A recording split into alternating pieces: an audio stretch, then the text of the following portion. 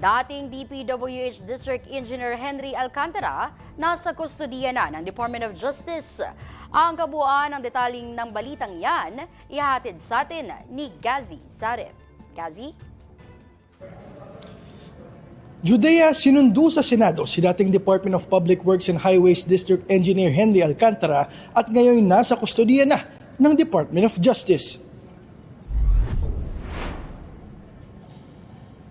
Nakasuot ng helmet at bulletproof vest si Alcantara nang sunduin sa Senado at mahigpit ang seguridad nito habang inililipat ng mga opisyal ng DOJ. Si Alcantara ay nasa ilalim ng Witness Protection Security and Benefit Program ng ahensya bilang bahagi ng iniimbestigahang flood control scam. Isa lamang si Alcantara sa 4 na individual na kasama sa programa. Matatanda ang kabilang siya sa grupong nakapagsauli ng kabuang 316 million pesos bukod pa sa mga dokumento at ebidensyang makatutulong sa investigasyon. Tiniyak naman ng DOJ na handa pa rin iharap sa Senado si Alcantara sakaling ipatawag ng Blue Ribbon Committee.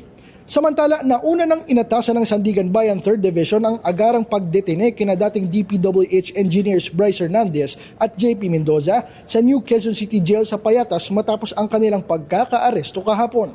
Kasama rin sa parehong pasilidad ang iba pang akusado sa kaso kabilang si dating Senator Bong Revilla.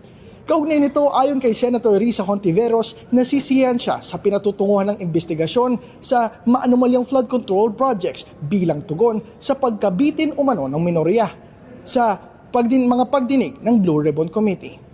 Mula rito sa Senate of the Philippines, Gazi Sarep, D8 TV News. Maraming salamat, Gazi Sarep.